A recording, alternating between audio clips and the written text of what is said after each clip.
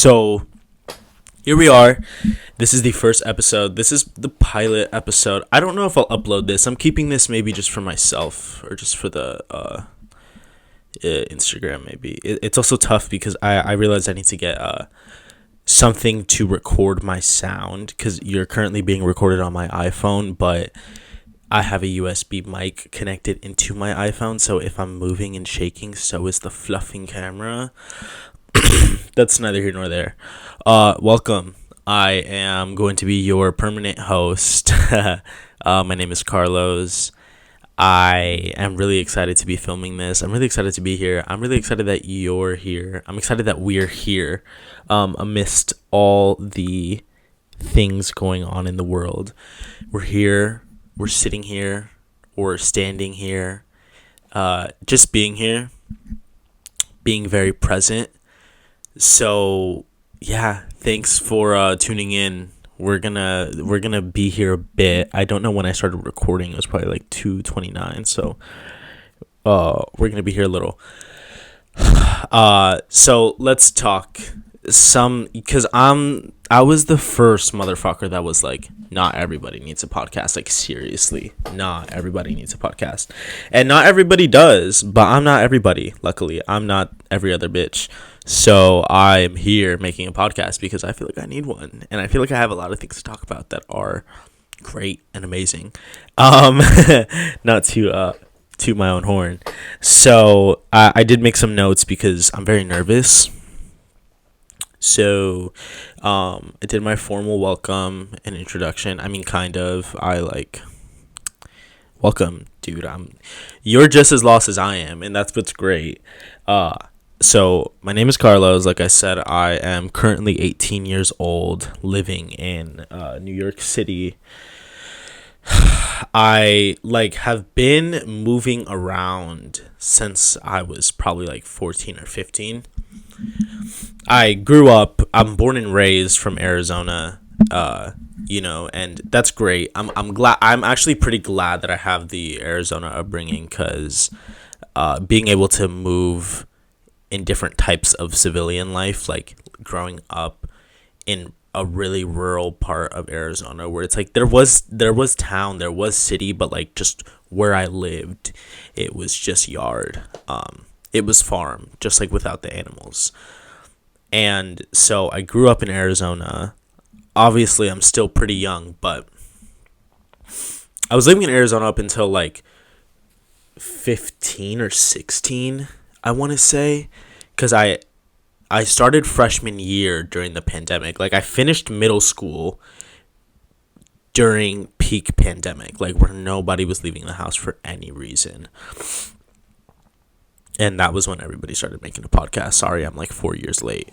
So I was living in Arizona, and then my mother had to move to Mexico. So I ended up moving with her.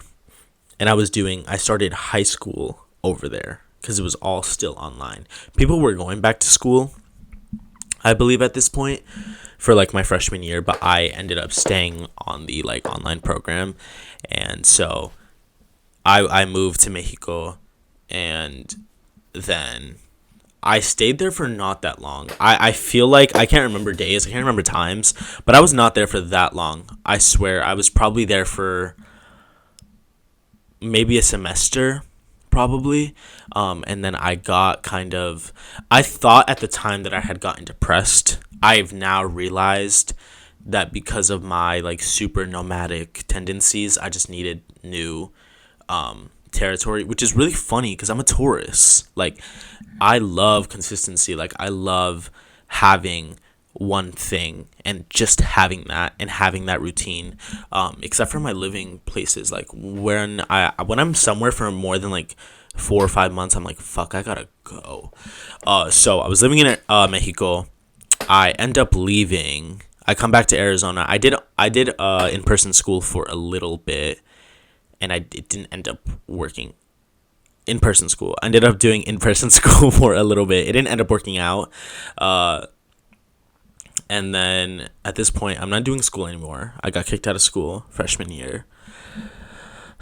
Bombshell, you guys. I'm another Latino who didn't finish high school. We're getting it done though. Don't worry. I'm what do they say? I'm taking my future back. So yeah. So I didn't finish high school. I was kind of just floating around. I was just existing because at this point I'm like 15 or 16. Like my dad is still taking care of me. Like I'm still being fed. And I get the opportunity to go and visit New York, I believe. I think that's how it went. Arizona, Mexico. I go back to Arizona, and then my cousin gives me the opportunity to come and visit New York for like a couple weeks or like 3 weeks. I come, and I had a blast. I had a good time. I was just like suffering a lot mentally, so I had a hard time removing myself from the mental block. And like immersing myself in the city and just like basking in new life. So I was here for about 3 weeks. I did like it now. At the time, I don't think I did because of my mental anguish. I went back home. I stayed there for as long as I did. And then around 17, that makes sense actually, because I guess I had my 16th birthday. No, I had my 15th birthday in New York. I had my 16th birthday in Arizona, and then by like 16 and a half, I end up moving back to Mexico with my mother. And that wasn't necessarily the plan. I just went to go visit her, and it stuck. I bought a one-way, and my dad was like, when you want to come back, just let me know, and we'll get it done. And that one way turned into like 6 or 7 months. So I was living in Mexico for a time, and I turned 18 there, which was fun. It was really great. I treasure nothing more than living my time in Mexico, like honest to everything in my life. I don't know. It was a blessing that I'm never going to be able to get back. Because again, at this point, I wasn't working. I was living off of my parents' money still, and like just waking up every morning and just like existing. Like I wasn't tied to any responsibilities. Like I will never get over that, especially because we, at this point, my father is very well off. We grew up really poor, but my dad is a lot better off now, so we have money, and that's tends to be how it goes. You don't have as much money in America, but in Mexico you have a lot more money, obviously. So I was doing fun things that like not all kids could be able to just go and do necessarily, just because like we had the money to do it. Not that we were doing extravagant things in Mexico, but I could go out and buy whatever food I wanted and whatever clothes I wanted from whatever store, and it was fine. It was so much fun, dude. I had a motorcycle over there. It was such a fucking vibe, like whipping the fucking motorcycle around the city. I did almost crash. It was his fucking fault. It was like an intersection, like a 4-way, with like no lights. Like you just like exchange turns or whatever, bitch. I don't fucking know car technicality shit. I forgot to introduce my guys. It's okay, I'll do it in a second. And he almost hit me. And naturally, my thought process is, if there's a car going and I'm a motorcycle, bitch, I'm going with the car. Like, I'm skinny compared to the car. Like, I'm thin. Like, hello, this is So I almost got hit by a car, and that was kind of fun because I got yelled at, and it was really fucking funny. But because I had a helmet on, so I couldn't get embarrassed. Anyway, I was living in Mexico. It was a fucking blast. Like, I wouldn't take it back for the world. And then I end up getting. Oh, whoa, motherfucker. I end up getting the opportunity to move to New York City. So I take that opportunity because at this point it's been about 6 months, and I'm like, I'm having fun in Mexico, but I've exhausted things that I want to do. Like, I'm ready for something else, and I feel like that maybe makes me sound really ungrateful, but I can't help the nomadic trait that I have in my body. Like, it's just, don't expect me to be anywhere more than 6 months, because you're not gonna keep me there. Like, you're not. I'm sorry. It is what it is. Sea lo que sea, motherfucker. So I end up moving to New York. I can't remember when I did, like what month. I moved in the summer though. I remember moving in the summer, like last summer. Oh yeah, I moved in like August, or July or August. because I remember it was hot as balls. It's finally cooler now because I've been in New York now for a year. Surprise! I sound like a walking contradiction, motherfucker. But I have now been in New York for about a year, but that's just because like you can't run out of things to do in this city. Like, and I've finally curated like a friend group. Outside of work, outside of where I work formally, which is great. Because I'm shaking the camera again. I'm so sorry. Like I said, I don't have a diploma. I haven't done that. So I've just worked random jobs. I've actually kept the same job since I've lived here for a year, which is pretty crazy. Please get me out. I work at a grocery store. That's all I'll say. Like, I'm not giving you any more details because my job is I work at a grocery store. I work the night shifts now, which is fun because I've worked like almost every shift except for a 4 a.m. shift. I've worked like 5 a.m., 6 a.m., 8 a.m., 10 a.m., 12 p.m. all the way to 3 p.m., which extends to 11. So I work at a grocery store outside of this nonprofit startup passion project that I'm doing. And so, yeah, I now have been here for about a year, and motherfucker, I've been here for about a year. I'm so sorry. Actually, I'm not sorry. Fuck you. I've been here for about a year, and it's been great. I'm having a lot of fun. I'm still having a lot of fun. I really am trying to retake my freedom back, like, because I've always, since I was a child, I've had really bad anxiety and really, really bad social anxiety, dude. Like, bad. I didn't know how to talk to people. I didn't want people looking at me. I didn't want boys or girls like perceiving me romantically. Like, I've been in New York for about a year. I have enjoyed it a lot. I'm still enjoying it. I'm trying to really retake my freedom back because I grew up with really bad anxiety, like really bad social anxiety. I didn't know how to talk to people. I didn't know how to like, I think the worst thing that the worst thing that I had was my perception. I didn't want to be perceived. I didn't want to be seen by anybody. I didn't want to be heard by anybody in the case that I would be misunderstood. That's dude, the thought of being misunderstood fucking petrifies me. Like, I am so terrified, not of death, but dying and people misunderstand me. Like, please just put me on a guillotine and just get it over with, because I can't. So and the fact that I was so conscious about that at such a young age, like feeling misunderstood, or not feeling misunderstood, but the possibility of being misunderstood by people, plagued my self so much that I had such a hard time leaving the house, and I couldn't, and I was so shy, and it was so bad.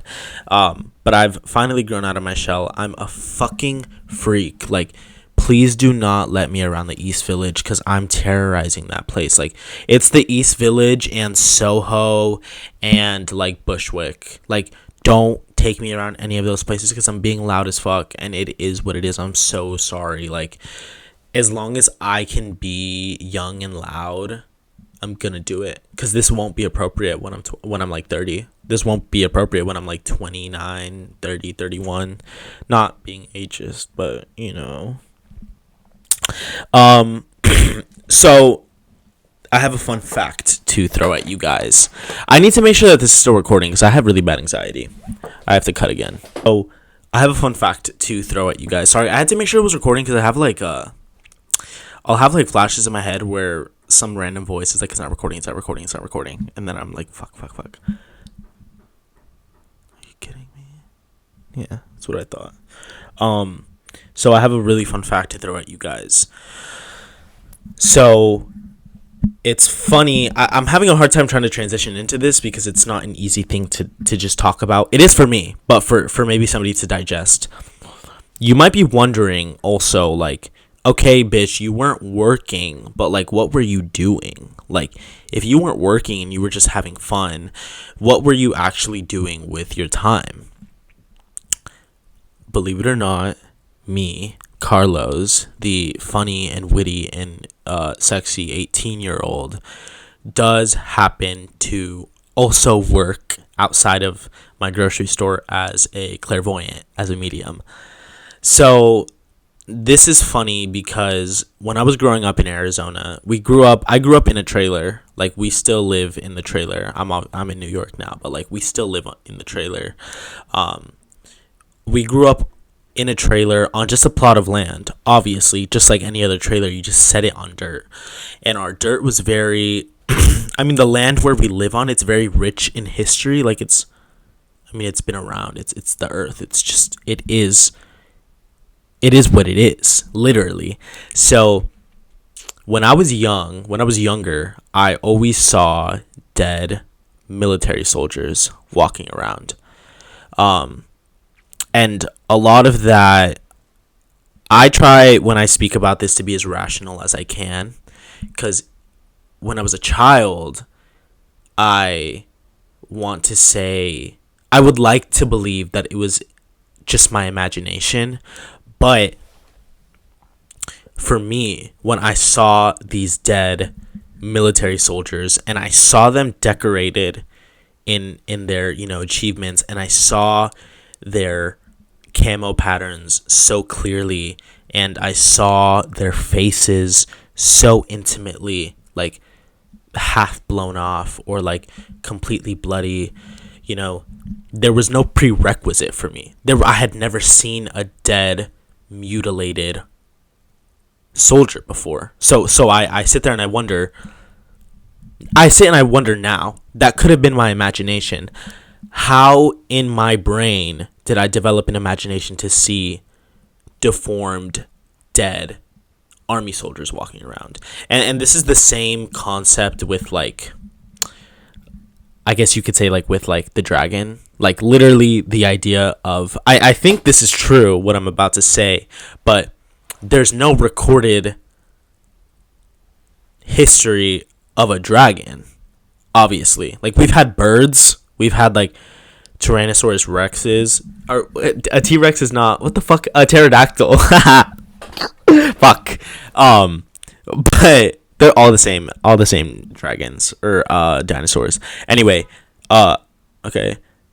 The dragon, as the mythological creature as it is, there's no origin story for it, because it doesn't exist. It's mythological. But even with mythological things, they have history and they have stories behind it. Dragon, there's no recorded case of somebody seeing a dragon. So me as a child, I'm throwing this back because me as a child, I never saw, because I was young. I was probably in like kindergarten or like first grade. At that age, I definitely, with confidence, had never seen dead, mutilated army soldiers. So I saw these spirits walking. Now I understand that they were just spirits. They were lost spirits, because they would speak to me sometimes. I mean, seriously, they would speak to me sometimes. They would like ask for help. They would scream for help. They would come and run at me for help. And obviously, as a child, I think I would tell my sister and I would tell my mom, but they were just like, how do you comprehend that when a child is telling you that? It's just their imagination. And as I got older, they became more visceral and they became more intimate.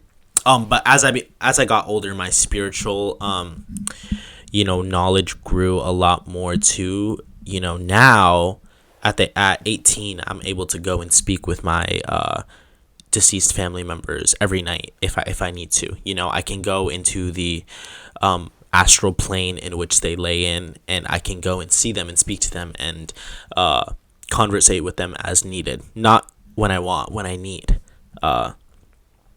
So yeah, that started as young as like kindergarten or first grade. Newsflash, I wasn't seeing that shit. I wasn't seeing movies like that when I was a child, so there's no way for me to explain that rationally. So that happened, and then I started growing up, and the things I would see were not more or less intimate. They were just like kind of like creepier or different. Like, I would just see dead women and dead men walking around because it was a trailer and it was land, but it was like 2 acres of land. So you stepped outside and you can see it was just dirt, and we had trees. Like, we have a lot of plants, but like, you could just see things because it was so much space, so much land. And as I got older, obviously the visions and the people that I was seeing refined. They were more personal and they were more intimate. And at this point, when I see spirits, I have the ability to communicate with them and conversate with them and ask them what's wrong and how I can help. You know, I wasn't able to do that before because I was so young.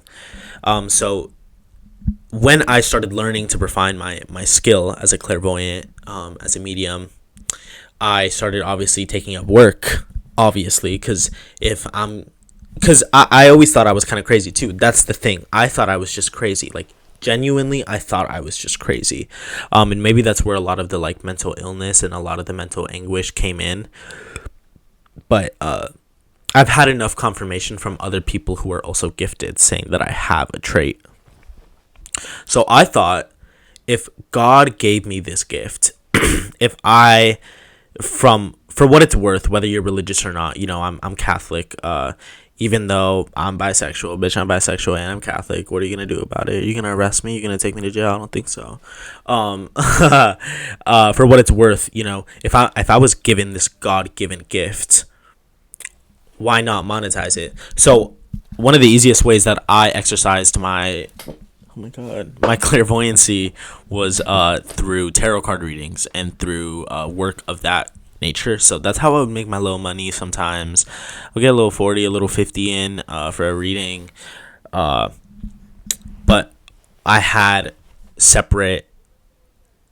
I have things that I probably can't talk about on here, but I'll tell some of the more fun stories as we get along, or as we get more into the shows. Maybe I'll dedicate an episode to my scary stories, because I've seen dead nuns hung in my room. I've seen my room get filled with vases of blood for rituals. I don't want to give away too much because I'm still a target. There's still a target on my back. Trust me. If certain folks could have me, they would. So I can't say as much as I know.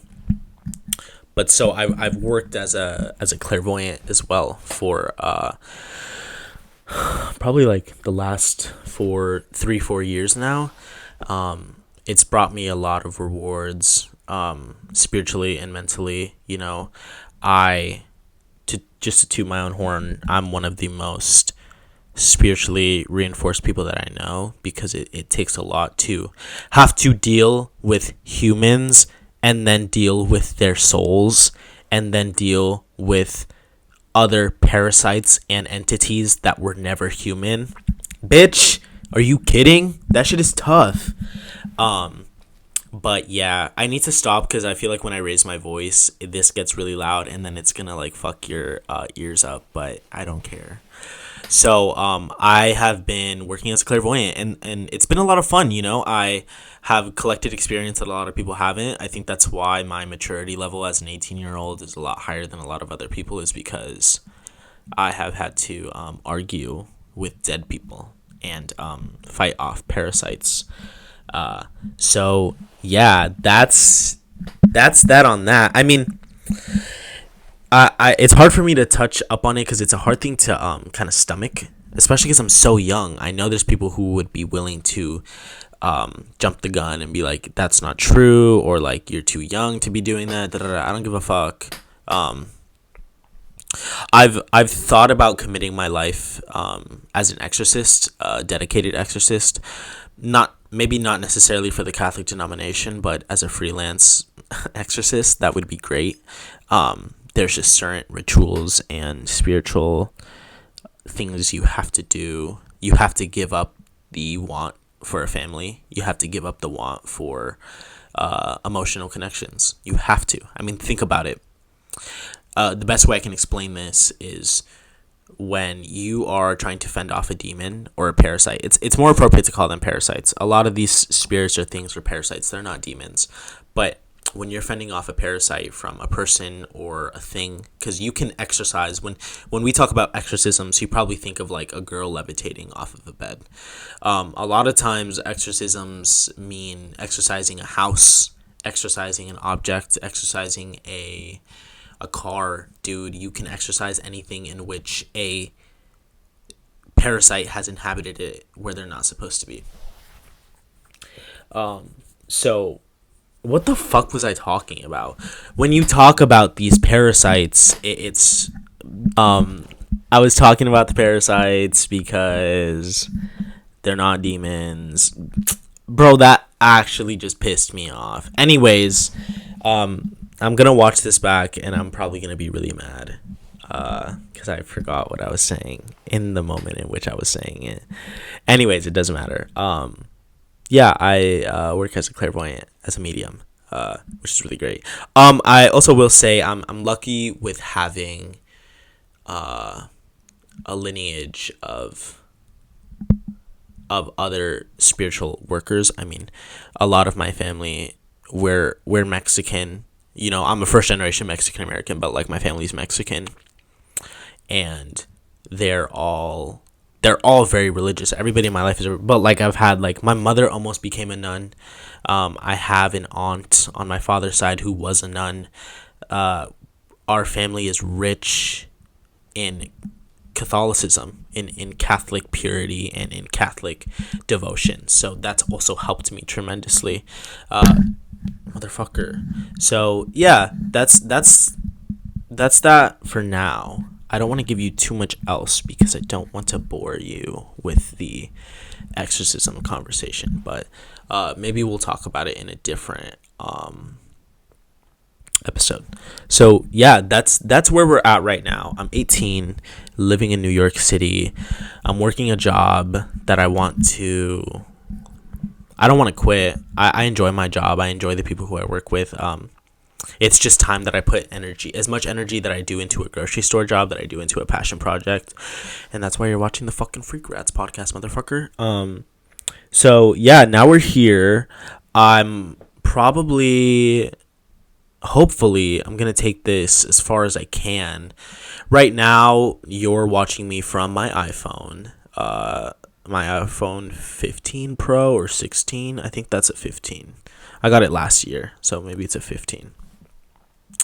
I have a production girl who maybe we'll see what happens. She's pretty booked and busy, but we might record off of her camera sometimes and do audio with her. So we'll see how different the quality is. I'm sure it'll be pretty different. So yeah, let me see what other fucking notes I made, dude, because I'm actually kind of blanking really bad. I don't remember. Oh, I don't really want to talk about my upbringing. Not yet. That's too intimate. I have a lot of unresolved trauma, so there's no need for me to what's it called? Bore you with. I'm trying to treat this podcast as like a, you're escaping from whatever you have going on. So I don't want you to escape from your parents yelling at each other and then me talking about my parents yelling at each other. The only other thing I have on here is my work crush, which, motherfucker. Let's introduce these guys first before we go there. So I forgot what these guys are called. I forgot what a lot of these guys are called. These are my little miskies. I think their name is the miskies or miskies. So I have the third one's over there. Because this one comes in a set of 3. I don't know if you can see the other one. So we have this one with the little kitty on top. 2 of these guys. And then we have my sunnies. I pulled the worst fucking ones. Like, we want to talk about sunny pulls. I got the elephant, the rat, and the chicken.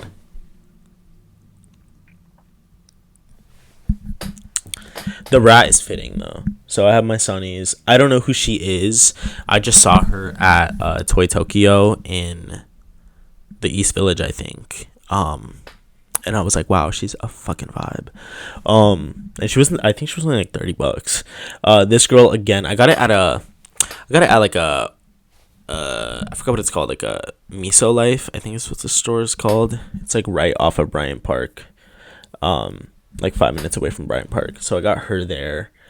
I got this little Pikachu there too because... Oh no, I got that at Toy Tokyo. Sorry.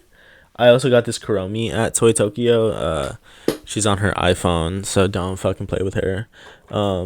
This I also have here Valak from The Conjuring 2 and Conjuring 1. Did she make an appearance in that movie? I don't know. The bitch has been everywhere. She's been in The Conjuring 2, The Nun 1 and 2. I don't know what other movies she's made. The Conjuring 4, The Last Rites, the ad.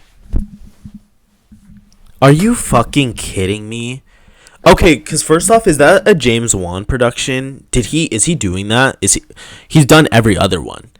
Don't fuck with me. Don't fucking play with me, James. Because why was your trailer just cut scenes from the previous movies and then you used AI for Ed and Lorraine's voices? Because The Conjuring, the Devil Made Me Do It, I enjoyed that one. Honestly, a lot of people didn't like it. I enjoyed it. Fuck off. This is Valak from the Conjuring universe. And I also forgot her name. I feel really bad because she was one of my favorite characters from the Hunter x Hunter, from the like Phantom Troop arc. Like, she was a vibe. And I understood her. Like, we want to talk about bitches being misunderstood. Come on. And yeah, I think that's it. I have more things over there. This is the only shelf I wanted to put up. I put this shelf up like 20 minutes ago. So much fuck with you. Or 20 minutes before filming. I don't want to put up anymore because I was thinking of putting up like one like here, but then it's like, I don't know, the ambiance would be a little weird. So guys, I have a work crush and it's like really embarrassing. Because he's way older than me. I'm 18. I'm not gonna say what his age is, but it's like way older. I'm losing feelings now after some things that I heard and got told. And I also have to focus on this podcast. Like, there's no time for fucking and sucking. No fucking time. Absolutely not. Like, I'm celibate. I'm literally celibate from now until like maybe next week.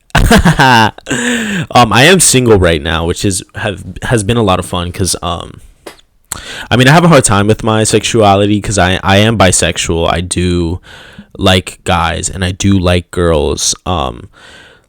With women though, it's harder because they kind of see how feminine I could act and they're like, ugh. Speaking of, I'm like, oh, I'm so thirsty with my fucking Lana Del Rey water bottle. I like, so I happen to just by technicality date more men than I do women because of that. Girls, we're like stepping into a time where like they're I don't want to sound like misogynistic or anything, but like though, like, where are the men is a real thing. Like, where are the men? And I'm not saying that I'm not a man. My sexuality doesn't make me less of a man, but I understand what some girls are looking for, and a lot of the women that I pursue tend to want that, and I just can't give it to them, unfortunately. So that's why I tend to stick to boys. But yeah, I'm single right now. I've been single for a while. I had like a relationship. It's hard to say because there was never a formal like ask out, like never a formal like, will you be my boyfriend? That ended pretty messy. And that was my fault completely because of my untreated mental illness. Which maybe we'll talk about in a different episode because it's pretty ironic. I feel like because I work as a clairvoyant, I'm so close to God, and I do these things so intimately. It's hard for me to remove that from the actual mental illnesses that I've developed from it. But we'll talk about that later. I don't want to get too vulnerable. But yeah, dude. Let me see what we're at. It's really hard as fuck to talk for an hour. But they only give you an hour for lunch at work, and I'm like, bitch, that was not enough. Thank you. What else should we talk about? Maybe I will talk about my work crush a little more. So he's new to the job. He hasn't been there that long. But he's like super dry, but in the best way. Like, you've ever had a boy be like super dry with you and you're just like fiending for more and he just won't give it to you? That's what's going on right now. But honestly, I don't think we would work out because he's so mellow and so run of the mill. And I happen to unfortunately be far too emotional. I was so like, I don't want to say in love because I'm not in love with him. But I was so like, had a crush on him that I started crying. Like, that's how emotional I got over it, because I was just like, why do I feel so deeply for this person that I don't know? Because I don't know him. I see him at work, like, I have his number, but I don't text him. Like, why do I feel so connected to this person? Girl, fuck you. I don't care anymore. But he's cool. He's a vibe. Should I talk about anybody else on my job? The problem is, if I do, I'm gonna get reported to management, so I'm not gonna do that. I think somebody got reported to management recently for like something with like politics, which, don't fucking play with me. So yeah, I'm having a lot of fun doing this. I realize I really need a co-host. I'm thinking I need a co-host. Let me know in the comments. Drop me a comment down below. Let me know if you would want to see more of just me or me with somebody else, because we can do both. I would love to have Yael on here because we're just such good friends. I don't know if we have the space in here though. We might have to film out of her house or out of her apartment. Oh yeah, okay. I live in New York, but I stay in Manhattan. That's all I'll give you.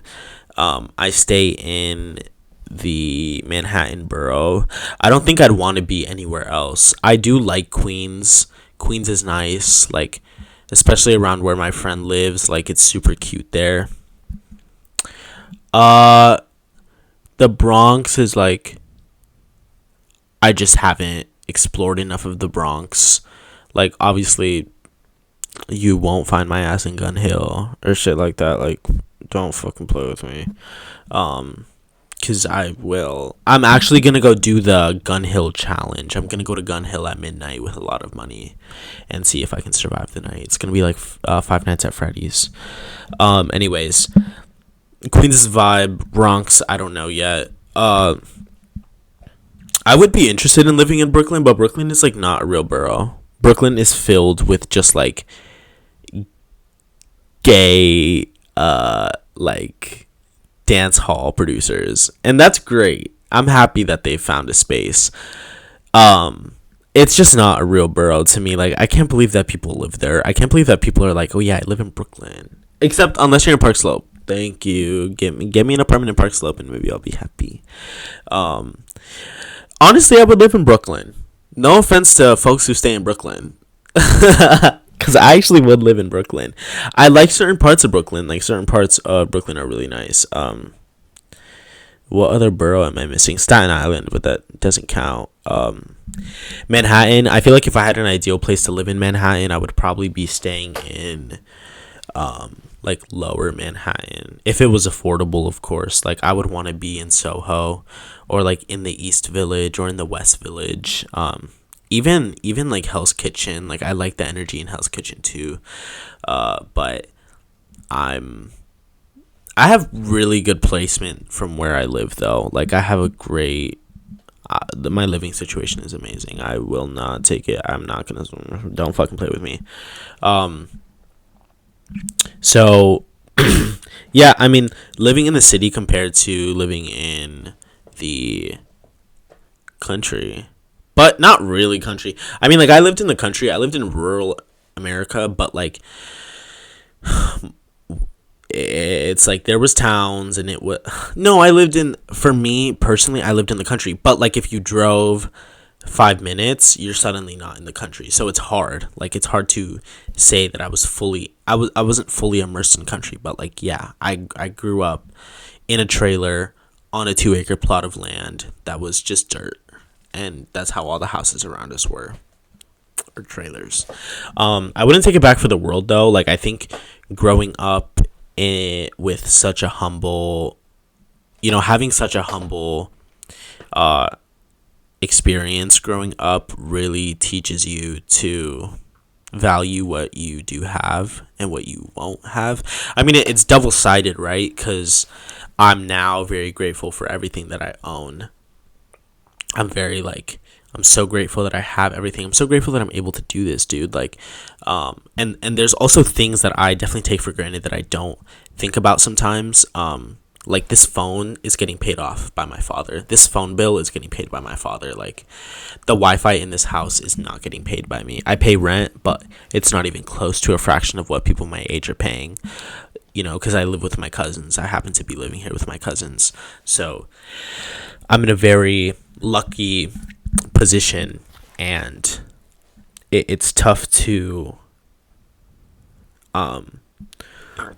because, like I said, it's a double-edged sword, because I'm very grateful, but I'm also, it's like what Little Sims said in one of her songs. I forgot what it's called. I think it's called Trust Issues, but I forgot what the first, she says this in the first part.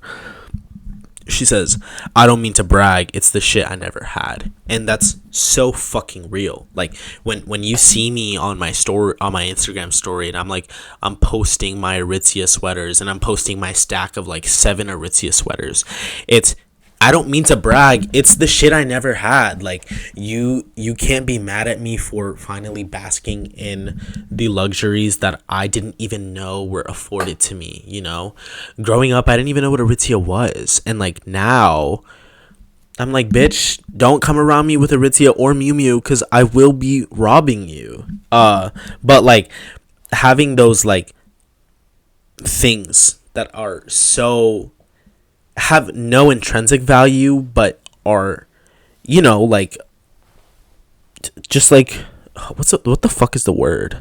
Damn, I actually forgot, and I look like a dumbass right now. Like, the things that aren't necessarily worth anything, but like, that are just like, you're just bragging to brag, and it's like, I mean, yeah, and I'm sorry, I don't mean to.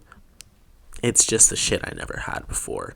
So, I'm grateful that I grew up with such humble beginnings, because it allowed me to have that double-sided, perspective on life. Because like, my parents, like, they were together and then they got divorced. They got divorced around like 5th grade, probably. My 5th grade. I don't know how old I was in 5th grade. I was like, what, 10 or 11? Does that make sense? And I went and ended up living with my mother and my sister, because I have 3 siblings in total, not including me. I have an older sister and 2 older brothers. I'm the youngest. I'm 18. I'm the youngest. And I was living with my sister and my mother, and we were like dirt poor during the divorce. Like, cuando te digo that the house was like filled with cockroaches, like, you would open the fridge and see the cockroaches like running out of like the little middle of the fridge, and like, you would turn on the light in a room and just see all like hundreds of cockroaches like run into where they were hiding. It was pretty fucking insane, and like, the living situation was insane. Like, you can't see my room, obviously, because this looks like I'm just pointing the camera at one of my walls, but my room is not that big. Obviously, it's a New York apartment. It's like, it's big enough for me because I'm just one person. Like, it's a pretty spacious space for me as one person, but for what it is, it's a small room. So imagine having like this room, and then 2 of these bedrooms, and then a kitchen, and that was the whole house.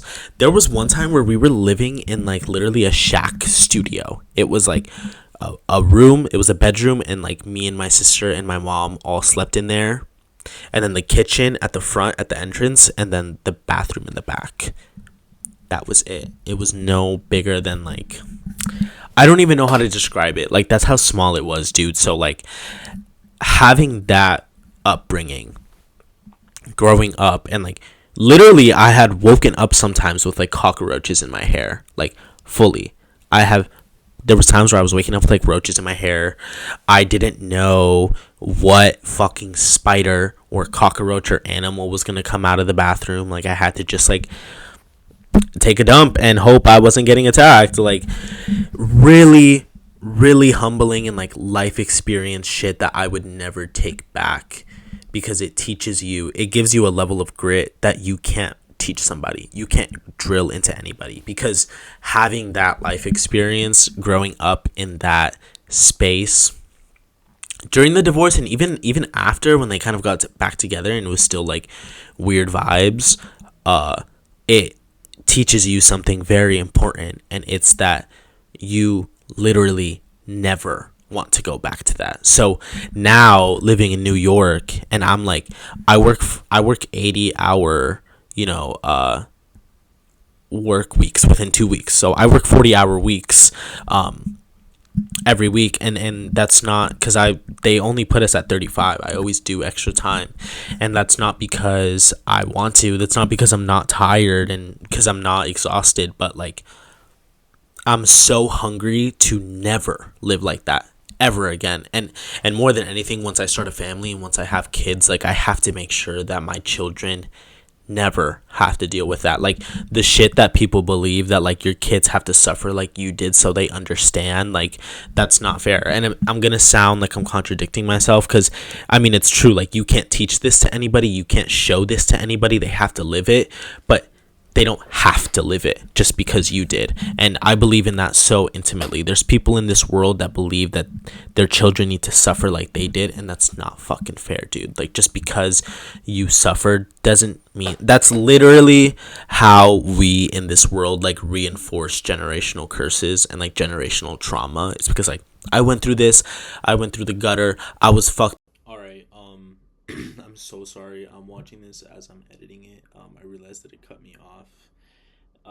Like, like 40 minutes into my like hour, I was getting really passionate about a story. I think about like hitting your kids, but we're gonna leave it at that because you missed a lot of tea. But it's okay. We're gonna save it for the next podcast. I just wanted to record an outro because it didn't give me the opportunity to. Because my iPhone storage was too full, so I'm recording this off of my laptop now. Thank you guys so much for tuning in and watching that podcast. If you made it all the way through, please let me know, so I have a guise of like when you tuned out, when you tuned in. We're gonna be back. Hopefully this video can get put up by like in the next 2 weeks, like in the next week. I don't want my return time to be like terrible in that regard. So thank you so much for watching. Thank you so much for being here. I really do appreciate it. So thank you. I will catch you guys soon.